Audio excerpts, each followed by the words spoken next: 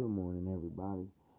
This is my Raw reaction show, and I know I said on the Genesis episode I was going to try to do these live. It just didn't turn out that way this week, but I'm still here to give it to you. My comments, my reactions to this fucked up show. Not all of it was fucked up. It was a pretty good show. Let's get into it. Start off the show with Jericho highlight reel. He calls out Kevin Owens. Him and Kevin Owens have a couple of words, but he made sure that, like he told Kevin Owens, best friends, so on and so forth. Boom, out comes Roman Reigns. Don't think Roman Reigns should be a main event with the U.S. title. He should definitely get it off of him. It's a lot of cats that should have that U.S. title. Look at Sami Zayn. You're not doing nothing with him and Braun Strowman. You could throw them in a three-way, make it a main event on Monday Night Raw. Boom. Boom. Yeah, I mean, Braun Strowman to get the rub from just contending for the title. Sami Zayn will get a title shot, which he deserves, and we all know that. I would love to see him in the main event, but for some odd reason they won't push him. So, yeah, definitely anybody other than Roman Reigns can be in the main event. Like, there's other talented wrestlers out there that can give you high quality matches. So, that's my feelings on that. Um, Start off the first match of the night. Braun Strowman versus R-Truth. He beats the shit out of R-Truth in like 3 minutes. So, Sami Zayn comes out, attacks Braun Strowman. Then, Mick come out, tell him, you calm down and you can't beat Braun. Fucking Sami Zayn looks at Mick, says you're a fucking hypocrite. Love it. Love it. Love it. You make Sami Zayn not look like a pussy after all this goddamn time. It's about goddamn time. You fucking had him 2 weeks ago getting his balls cut off by Stephanie McMahon. And now he's standing up for what he believes in. He knows he's a good fighter. He knows he can win. I mean, months prior to that, he was in great matches. Fucking AJ Styles versus Sami Zayn, one of the best matches they had on Raw this year. But they're moving on. Tony Nese versus Cedric Alexander, one of the best matches for the cruiserweight division. And they're giving him more than 3 minutes. I think they gave him 5. I like Tony Nese as a wrestler. I think he's a good guy. I follow the indies. Everybody knows that. So I think Tony Nese is somebody you want to put the title on and let him run that division. Go ahead, let him run that division. I hope he's the next one in line. It looks like they're doing something with Rick Swann, but I hope Tony Nese is the next one in line to get that fucking title because it'll look better on him, and he can carry the company with everything they're doing. Yeah. Point blank, period. Moving on, Seth Rollins attacks Jericho in the parking lot. Jericho tells his driver to come out and open the door for him. Turns back around, it's fucking Seth Rollins right there ready to whoop his ass for screwing him out of the title last week on Raw. Makes sense. Good booking. I don't have a problem with that. I think Seth Rollins should be doing more shit like this. Not less time on the air, but give him the mic. I noticed that they stopped giving him the mic since he turned good. Seth Rollins has mic skills. A lot of your wrestlers nowadays do not have any mic skills at all. Why would you not give him the mic? Let him talk, and I'm pretty sure you'll get a quality show. Sparkle crotch is what happens when you let Seth Rollins talk. Hilarious. I thought it was one of the funniest things you could say on fucking Monday Night Raw. And he didn't cuss. So, there you go. Okay. Sasha Banks versus Charlotte. Ends in a double disqualification. Mick Foley comes out telling them they're going to restart the match and it's going to be the main event. No problem. No problem. Charlotte, again, Sasha Banks, I'm tired of the feud. I like the new ways they try to make the feud popular again, like try to bring it back to the main light, but it's just over. You've been running the same shit. You switched the titles too many times just between two women, and that devalues your division all the way around. If you can only give these two women in that division the championship, then why do you have a fucking Bailey up there on the main roster? A Nia Jax. Okay, you got these two other women could have been thrown in the mix before you gave them Sasha Banks and Charlotte, before you gave them 3 title runs. They both had 3 title runs within 6 months. That's crazy. That's crazy. You hadn't even properly built their rivalry. Not only not properly building their rivalry, you're screwing them. You're screwing them. Everybody know they're gonna come out there.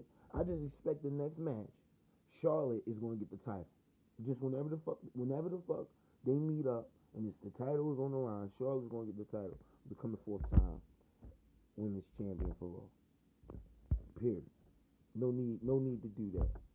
Fucking Enzo versus Rusev, no disqualification match. He gets not a no disqualification match. He gets disqualified in a regular match, and this match serves no purpose. Last week Enzo got caught up. He was running around in the backstage, butt ass naked, some shit like that.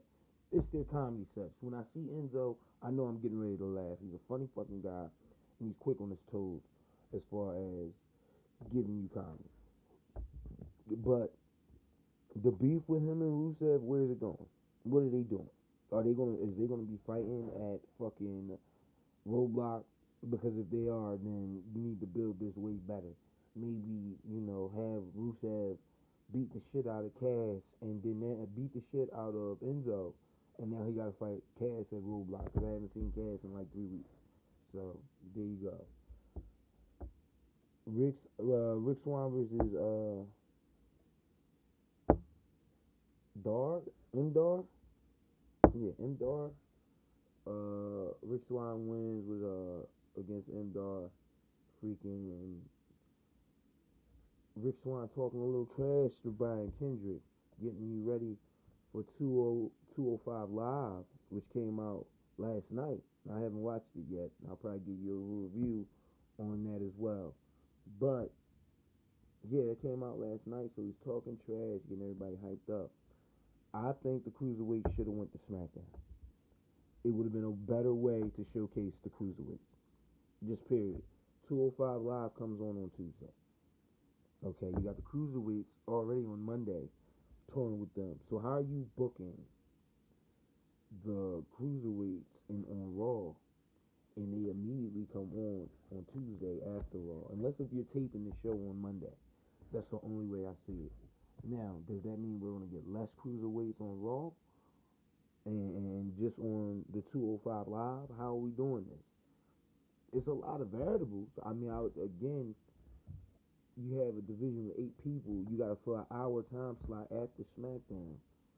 It can be done. You can throw 3 matches probably together and then maybe put up a couple video packages. It can be done. But again, what direction are you going with it? Is this 205 Live just going to be a showcase for these guys? Like fucking main event is a showcase for the jobs?